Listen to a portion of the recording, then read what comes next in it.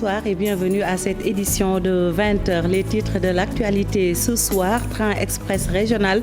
Dr Abdourahmane Diouf parle de 5 gros scandales, du coût de l'exploitation estimé à 300 milliards au montage financier en passant par les dégâts sociaux. Le président du parti Awalé est catégorique. La présidence et l'APEX sont les responsables.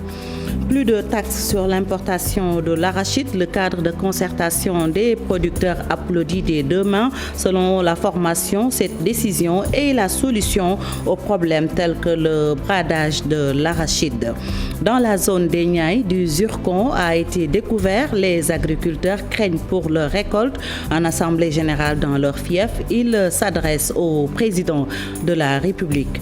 Énième grogne des travailleurs de la Poste. La situation de leur boîte inquiète. Ils comptent non seulement aller en justice pour tirer l'affaire de l'agression de leur secrétaire général au clair, mais aussi se constituer partie civile dans le dossier concernant le détournement d'1 milliard à Poste Finance. Et puis, élection locale, Yewwi Askan Wi dépose finalement ses listes et ce, suite au verdict de la Cour suprême dans l'affaire Djibril Ngom. Ali Bandel Niang s'est rendu à la préfecture de la région. CAN Cameroun 2021, les Lions effectuent leur première séance d'entraînement à Bangou, ville située à 50 km de Bafoussam. Bakary Cissé, notre envoyé spécial, sera avec nous dans cette édition.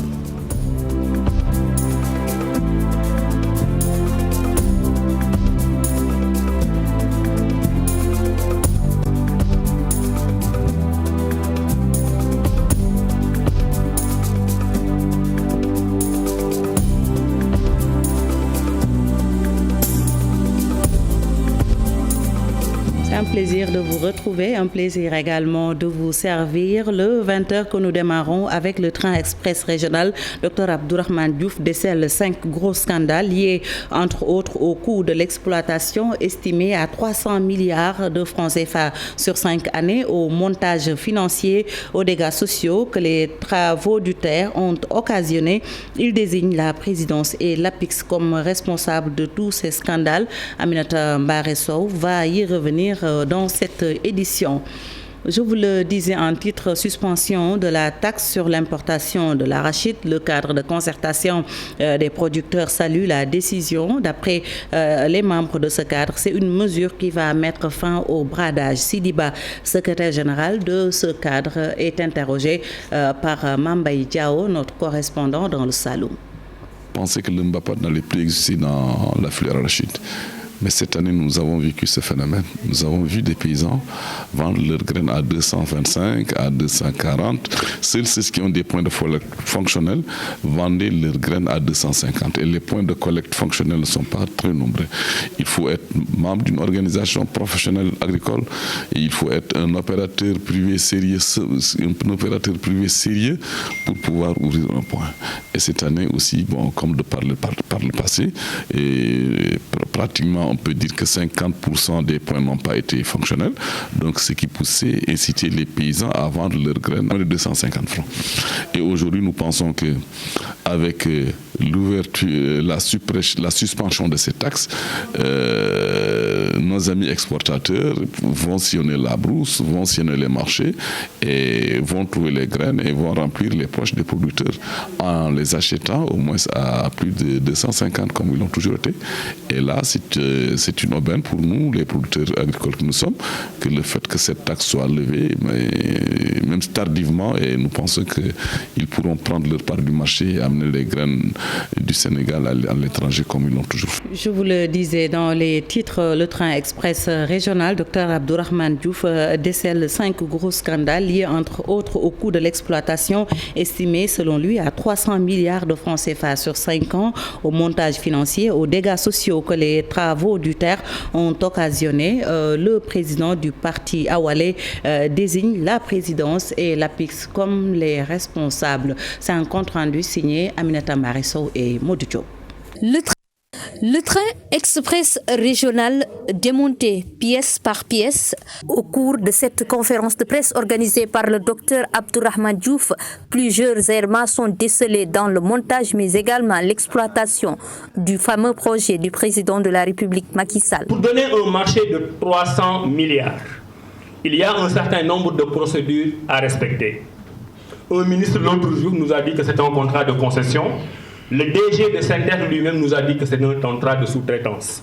Nous avions dit nous-mêmes que par rapport aux indices que nous avons vus, ce n'est ni de la sous-traitance, ni un contrat de concession, ce serait probablement un contrat d'affermage.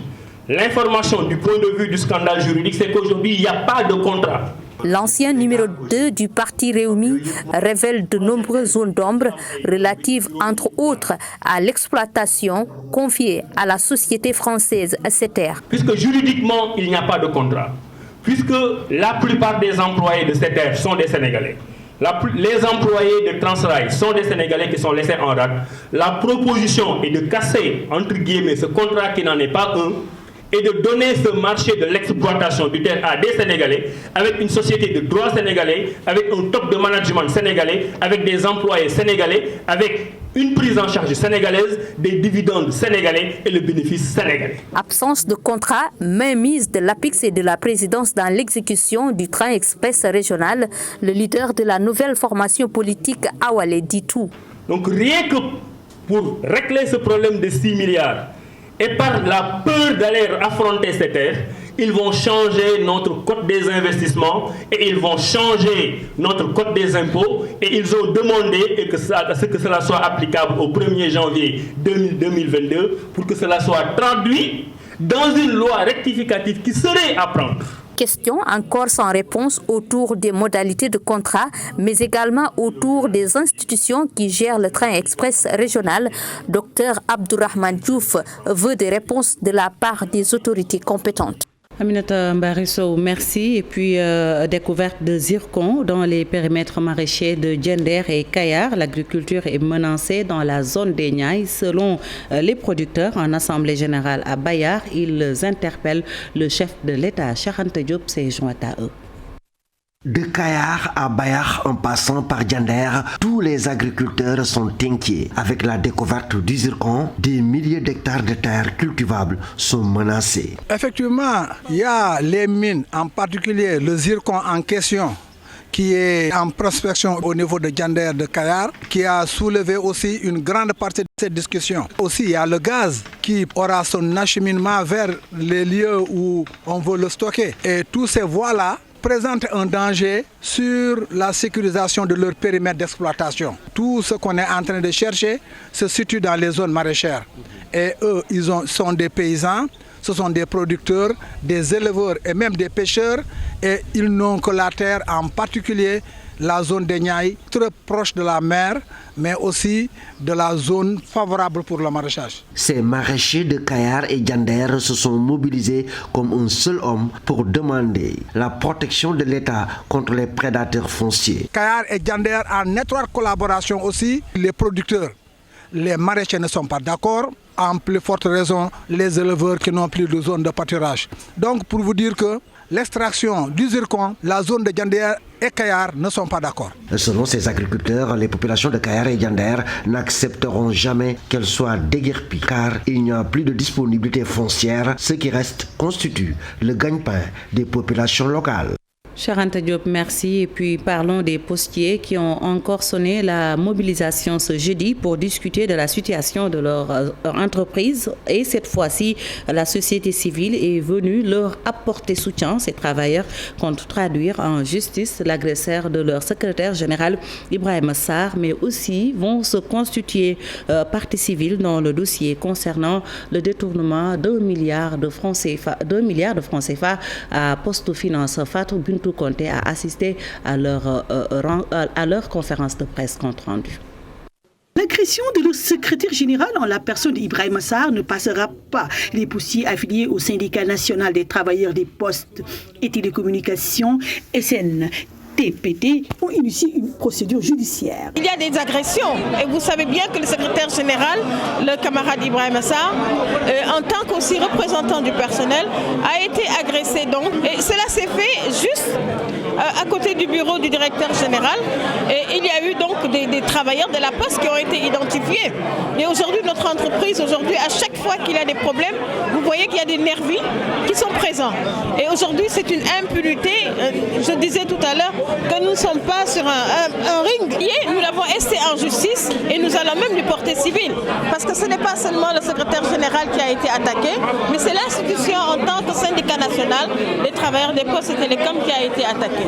Cette entreprise qui vit des moments sombres, un détournement de plus d'1,5 milliard dans sa filiale Poste et Finance secoue la boîte. Le directeur général est pointé du doigt et le syndicat s'est constitué partie civile pour que lumière soit faite. Par rapport à ces détournements, mais aujourd'hui c'est plus des détournements, je pense que c'est, on l'a dit tout à l'heure, sactilin.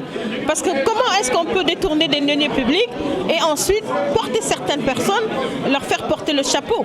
Or, nous savons très bien qu'aujourd'hui le directeur général Abdoulaye Bibi Baldé, non seulement il est impliqué dans ces détournements, c'est parce que derrière il y a des fournisseurs, il y a des amis, il y a ses camarades qui sont impliqués. La société civile est venue en renfort pour apporter son soutien à ces travailleurs dans le désarroi. Aujourd'hui, on est venu dire aux travailleurs que nous n'accepterons pas qu'on mette la Poste à genoux, que nous n'accepterons pas qu'il y ait un licenciement de travail de la Poste. Et aujourd'hui, nous serons solidaires et nous lançons une mobilisation nationale un bouclier autour des travailleurs de la Poste pour que le président Macky Sall comprenne que ce patrimoine national-là doit être renforcé et ne doit pas être fragilisé. Le Postier exige par ailleurs l'arbitrage du chef de l'État sur la situation de la Poste qui n'a que trop duré.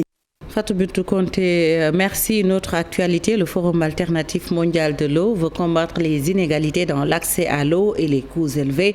Un combat qu'il compte porter durant le Forum mondial de l'eau prévu au mois de mars à Dakar. Le comité d'organisation du Forum alternatif mondial de l'eau a tenu un point de presse ce matin. Al-Hassan Ba et Pape Sangone Mbaye ont assisté à la rencontre. Je vous propose de suivre leur compte rendu. Ils entendent relever plusieurs défis au mois de mars, durant le 9e Forum mondial de l'eau à Dakar. Les défis pour le Sénégal, comme beaucoup de pays africains, restent encore des défis d'accès équitable à l'eau et d'accès dans des conditions douces à l'eau. L'eau se fait rare et le coût est trop élevé. Mignane Diouf prend l'exemple du Sénégal avec des factures jugées trop salées. Et pourtant, le Forum social mondial avait alerté à l'époque. Je crois qu'on ne peut plus dire ce que nous n'avions pas dit à l'époque. Nous avions dit que si vous donnez à Suez le contrat d'affermage, vous allez forcément vers des difficultés. Suez avait proposé de vendre aux Sénégalais un coût au mètre cube plus fort que le coût qu'avaient proposé les autres concurrents. Et c'est une absurdité à l'époque que le ministère qui avait commandité l'appel dise oui, je suis d'accord que Suez vende l'eau plus chère que les autres concurrents et je lui signe le contrat. Et nous avions dit que rien que ça méritait que les Sénégalais se soulèvent. Le Forum alternatif mondial de l'eau veut faire entendre une autre voie possible dans la gouvernance de l'eau. L'eau, un bien et non une marchandise. Mais en vérité, l'eau étant un bien, comme le médicament étant un bien, comme l'éducation étant un bien, la nourriture étant un bien, c'est des services qui relèvent du droit régalien des États. Le coût qui devrait maintenant accompagner devait être un coût subventionné, soutenu par les États. Les argents que nos États gaspillent dans des poux carrés, dans de la corruption, dans autre chose, ces sommes pouvaient être orientées dans les frais de soutenance et de subvention des besoins les plus fondamentaux. Le Forum alternatif mondial de l'eau, constitué de syndicats, de centrales syndicales, d'organisations de jeunesse panafricanistes, d'écologistes, entre autres, s'engage pour un droit constitutionnel d'accès à l'eau en Afrique et dans le monde. Hassan Ba, merci. Ouvrons à présent ce chapitre consacré aux élections locales. À Matam, les listes de la coalition Yewwi Askan Wi ont été déposées à la préfecture suite au verdict de la Cour suprême sur l'affaire Djibril Ngom. Les partisans de Déthié Fall obtiennent ainsi gain de cause. C'est une correspondance signée Ali Bandel Niang. Ils ont enfin déposé les listes de Yewwi Askan Wi dans tout le reste des communes du département. Moins d'une semaine après le verdict de la Cour suprême sur ce qui est convenu d'appeler l'affaire Djibril Ngom, du nom de leur mandataire qui avait disparu avec leur dossier, le préfet de Matam accepte finalement la liste des candidats de la ville de Matam. Nous sommes à la préfecture pour déposer nos dossiers de candidature de la liste Yewwi Askan Wi, donc qui fut rejetée après la trahison de Djibril Ngom. Mais heureusement qu'après la décision de la Cour d'appel de Saint-Louis, la Cour suprême a encore une fois validé et nous a donné Donc on nous a autorisé à déposer nos listes et nous sommes là dans ce cadre. Mais je dois signaler quand même que M. Ngom avait introduit le bon mandataire à Thilogne, ce qui fait que pour le cas de Thilogne, il n'y avait pas de problème. La commission s'est réunie aujourd'hui et le dépôt est effectué. À moins de 72 heures du démarrage de la campagne électorale en vue des locales du 23 janvier prochain, les candidats de Yewwi Askan Wi ne semblent pas pourtant démobilisés par les péripéties de cette procédure. Parce qu'il s'agit surtout d'une coalition qui tourne autour d'un idéal, d'une volonté de changement. Donc même les Matamois en ont besoin. Donc nous avons l'esprit tranquille. Et Inch'Allah, nous ferons notre campagne en sachant que nous allons faire Inch'Allah un beau score dans la commune de Matam. C'est vrai que ceux qui sont au pouvoir utilisent les mannes financières de l'État pour un peu corrompre. Mais qu'ils aient l'esprit tranquille, c'est d'abord peine perdue. Parce qu'avec Yewwi Askan Wi, nous avons fort espoir que sur ce point-là, il n'y aura pas de problème. Comme à Matam, le sous-préfet de Ogo devrait également en même temps recevoir les listes de Yewwi Askan Wi à Ogo, à Nabadji et de Bokidjavé. Désormais, en plus des nombreuses listes parallèles qui se trouvent dans toutes les communes, Benno Bokk Yakaar devra carburer fort pour faire face aux deux autres grandes coalitions de l'opposition, dont Yewwi Askan Wi et Wallu Sénégal.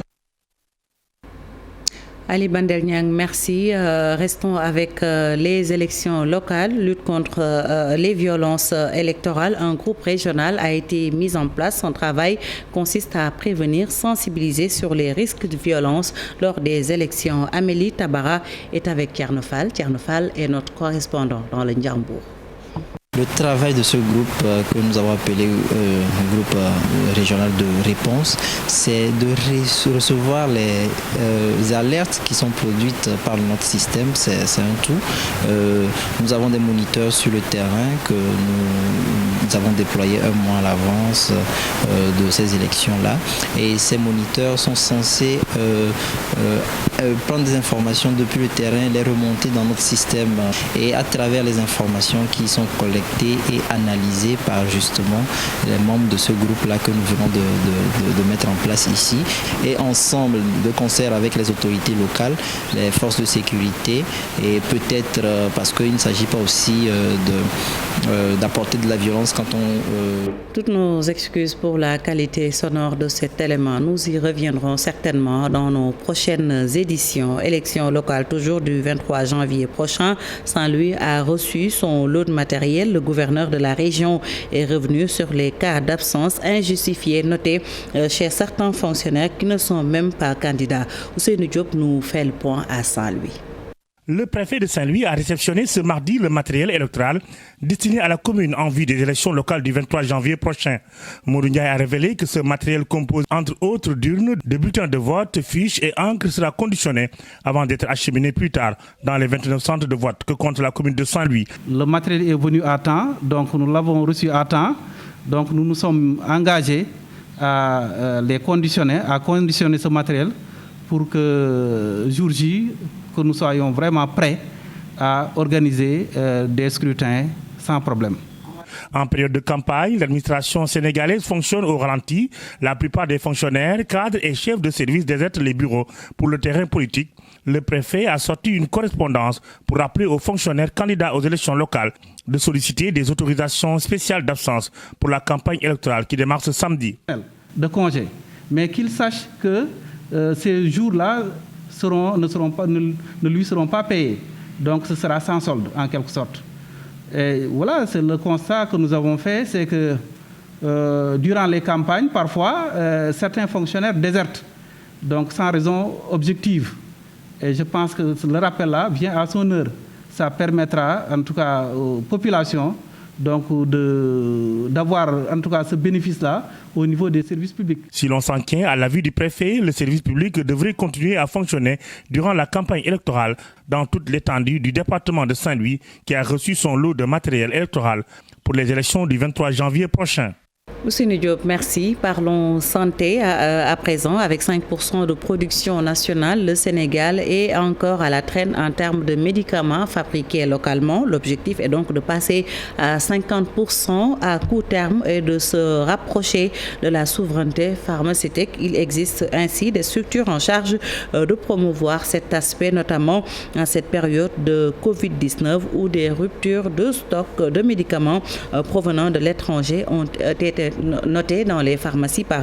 Je vous propose de suivre Dr Mohamedou Sow. Il est avec Marcel Farba Maroun Diafaraba. Nous avons la qualité requise. Il y a une commission nationale qui s'est occupée de la qualité de nos produits. Donc ce qui reste à faire, c'est que les médecins puissent prescrire les produits qui sont fabriqués au Sénégal par rapport aux produits qui sont fabriqués de l'étranger. Ce que nous attendons des Sénégalais, c'est qu'ils demandent les produits fabriqués au niveau du Sénégal par rapport aux produits d'origine étrangère. La Covid-19 nous a enseigné que qu'en cas de pandémie, qu'en cas de problème, chacun compte sur lui. Donc le Sénégal doit compter sur lui. Et aujourd'hui, nous avons 5% de production nationale. Il est important de passer à 50%. Et pour cela, il faut que les Sénégalais consomment les produits fabriqués localement. C'est ce qui permet de consolider les emplois sénégalais. C'est ce qui permet de diminuer les ruptures des produits fabriqués, des produits pharmaceutiques. Ça permet également de diminuer donc, le coût des médicaments dans un avenir proche. Dakar, Ville Lumière, un projet de Pierre Goudiaby Atepa. L'architecte a présenté ce travail qui, selon lui, peut transformer une bonne partie de la capitale sénégalaise. Monsieur Goudiaby est convaincu que ce rêve peut bel et bien devenir réalité, mais pour cela, il faut une solide volonté politique. Dissa Prera et Younous Diatta ont assisté à la cérémonie de présentation compte rendu. Le projet est ambitieux, la vision est grande, mais pour celui qui s'est autoproclamé maire virtuel de Dakar, il est possible de le réaliser. Ville Lumière, c'est ce que propose Pierre Atepa Goudiaby, un concept de ville intelligente avec beaucoup de nouveautés. Vers le Terrobi, pour ne pas les nommer, voilà ce que nous avions envisagé de faire. Nous avons imaginé d'y mettre une île artificielle sous la forme de la carte d'Afrique, que nous avons appelé Africa Wonders Island. Et après le Africa Wonders, vous allez voir le film sur le baobab de l'océan. Une façon d'inspirer le prochain maire de Dakar, mais aussi de présenter des pistes de réflexion à la veille des élections municipales. Un ensemble de 7 projets innovants, essentiellement sur la corniche de Dakar, qui pourront changer radicalement le visage de cette partie de la capitale sénégalaise. Tout le monde à l'esprit et les yeux rivés sur les municipales. Et moi, puisque je ne suis candidat à rien du tout, je dis, bon, messieurs les maires, voilà une réflexion que j'aimerais bien que vous puissiez intégrer dans votre programme si vous en êtes convaincus. Si vous n'êtes pas encore convaincus, je vous invite à venir nous voir ou à nous inviter, on viendra vous voir pour vous expliquer le bien fondé, le pourquoi, le comment. Sans politique aucune. Ça peut être Barthélémy Diaz, ça peut être mon ami Diop, ça peut être M. Diouf Sarr, Madame Vardini. Oui, pourquoi pas. Venez, je vous explique. Et si vous voulez savoir comment le financer, appelez-moi, je viendrai vous voir. Sinon, venez, vous êtes invités à tout moment pour que nous puissions vous expliquer. Car pourrait devenir le Dubaï de l'Afrique de l'Ouest. C'est la conviction de Pierre Goudiaby qui pense qu'ici au Sénégal, il y a des compétences et l'expertise qu'il faut. Mais pour que ce rêve devienne réalité, il faut une forte volonté politique des dirigeants. Littérature ou balade dans les bibliothèques. Dans notre rubrique hebdomadaire Les bonnes feuilles de la rédaction, on s'intéresse aujourd'hui au livre de Samba Oumar Fall intitulé Malang Kédou, une étoile venue de Badiana. Le journaliste écrivain, grand reporter au quotidien national Le Soleil, dédie ce nouvel ouvrage à l'ancien arbitre international, membre de la commission des arbitres de la CAF. Dans ce livre de 187 pages, Samba Oumar Fall rend un hommage digne des héros de guerre. Note de lecture Ibou Diouf Gervais-Yaou. Un ouvrage consacré à l'arbitrage dans le football sénégalais. Au départ, l'auteur voulait écrire sur le football avec un clin d'œil à l'équipe nationale, mais la campagne peu glorieuse des Lions lors de la Coupe du Monde 2018 oblige le journaliste écrivain à changer de thématique, cette fois pour parler d'une étoile. Étoile parce que Malang Kédou est venu de loin. En général, les étoiles viennent de très loin et brillent très haut dans le ciel.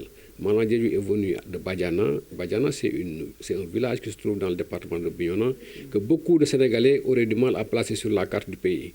Donc, de Badiana à Dakar, en passant par l'Afrique et en Russie, Malang Kédou a brillé sur le ciel, dans le ciel de l'arbitrage et est devenu une icône. Le livre Malang Diédhiou, l'étoile venue de Badiana, rend hommage à cet inspecteur principal de douane qui a brillé sur la planète foot à l'image de Badara Mamaya Sène. Mamaya Sène, on ne peut pas parler de l'arbitrage sénégalais sans parler de lui. C'est lui qui a lancé Malang Diédhiou.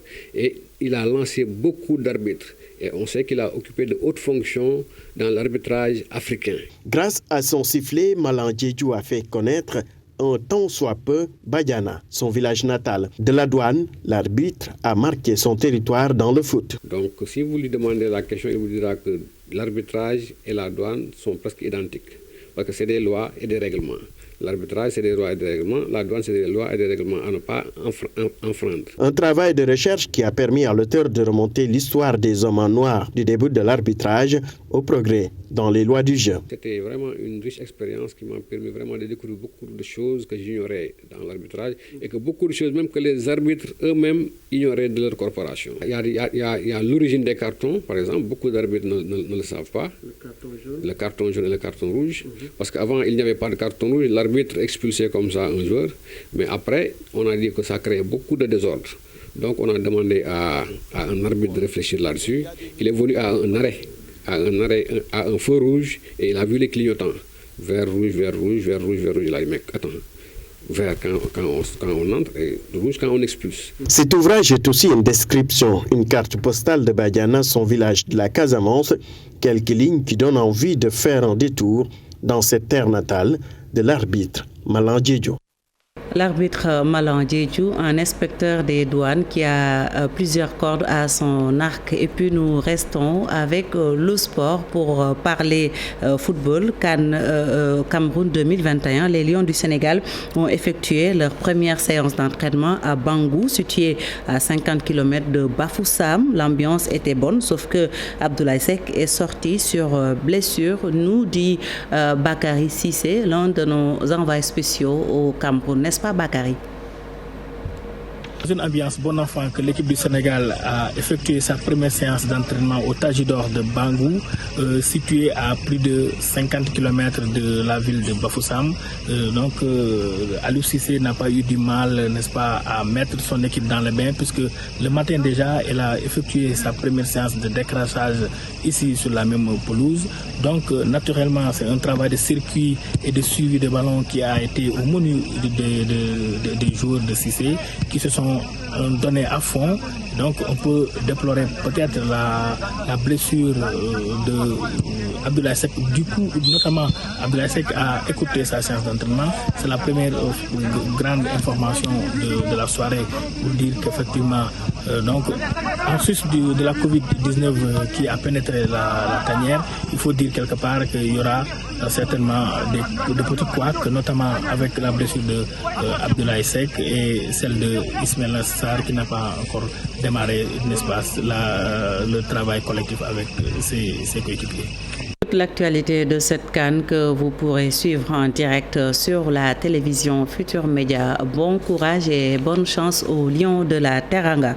Restons avec nos Lions. La Covid-19 touche la tanière. L'ancien président de la Fédération sénégalaise de football, Maître Alioune Abatalib Gueye, alerte et met en garde la direction technique. Je vous propose de le suivre. Il est interrogé par Ousseynou Diop, notre correspondant au nord du pays. Nous savons tous qu'actuellement, avec la prolifération et la montée de la nouvelle variante, que tout est possible. Nous ne le souhaitons pas pour les autres formations, les autres équipes nationales, mais il est fort probable qu'on puisse déceler la même chose au niveau des autres équipes nationales. La question qu'il faut se poser, parce que c'était quand même quelque chose qui était possible. Et nous pensons que la direction technique et la fédération dans son entièreté a prévu ce cas d'espèce en faisant en sorte qu'il y ait des jours qui sont prêts à pallier aux absents. Même si nous souhaitons qu'avant le début des compétitions, que l'effectif sur lequel compte l'entraîneur national puisse guérir et qu'il n'y ait pas d'autres cas de Covid. Et puis parlons toujours CAN, Gazette CAN 2021, à l'exception de la Guinée, sortie vainqueur en amical face au Rwanda. Les sélections de groupe B de la CAN 2021, à l'instar du Sénégal, sont à Bafoussam. Des cas de Covid-19 enregistrés dans les rangs de la Guinée et du Gabon. Le meilleur buteur en titre de la CAN, Obiang Ighalo, qui ne va pas défendre son titre. Les dernières actualités de la CAN Cameroun 2021 réunis par Chersat Poudiara. Le Zimbabwe, premier adversaire du Sénégal à la CAN Cameroun 2021, est bien installé à Bafoussam. Les Warriors, qui se sont acclimatés durant une semaine à Douala, ont effectué leur premier entraînement dans la ville qui va accueillir le groupe B. Désireux de passer le premier tour pour la première fois de son histoire en 5 qualifications, ils peuvent compter sur leur star Tino Kadewere de l'Olympique lyonnais et leur guide et capitaine Naouledj Moussona, le dernier à rejoindre la sélection au Cameroun. La Guinée, le deuxième adversaire du Sénégal, n'est pas encore à Bafoussam. Encore à Kigali dans le cadre de leur préparation, les Guinéens prennent une bouffée de confiance en battant ce jeudi le Rwanda sur le score de 2-0 avant de rallier le Cameroun cette nuit. Un voyage qui va se faire sans leur défenseur, Michael Darstam, et le préparateur des gardiens de but, Kemoko Kamara, infecté au Covid-19. Le Malawi, troisième et dernier adversaire du Sénégal dans le groupe B, est pour sa part à Bafoussam depuis mercredi. Les Flemmes ont même effectué ce jeudi 2 séances d'entraînement. Ils ont eu toutefois une préparation perturbée par des cas de Covid-19 qui sont à l'origine de l'annulation de leur match amical face au Mali. Néanmoins, le Malawi compte passer le premier tour pour sa 3e qualification à la CAN. L'Algérie, tenante du titre de son côté, repousse la date de son arrivée au Cameroun. Large vainqueur du Ghana 3-0 mercredi, les Algériens vont finalement rallier le Cameroun samedi prochain, soit 72 heures avant leur entrée en lice dans le groupe E face à la Sierra Leone. Le Gabon dans la poule F risque de disputer son premier match sans 3 de ses cadres. En effet, le capitaine Pierre-Emerick Aubameyang et le milieu de terrain Mario Lemina rejoignent Aaron Boupendza dans la liste des Panthères positifs au Covid-19. Le Nigérian Obiang Ighalo est lui forfait pour la CAN Cameroun 2021. L'attaquant de 32 ans, meilleur buteur de la CAN 2019, avec 5 réalisations, est retenu par son club, qui indique que la fédération nigériane avait envoyé sa convocation très tardivement. Ighalo ne va pas ainsi défendre son titre de meilleur buteur.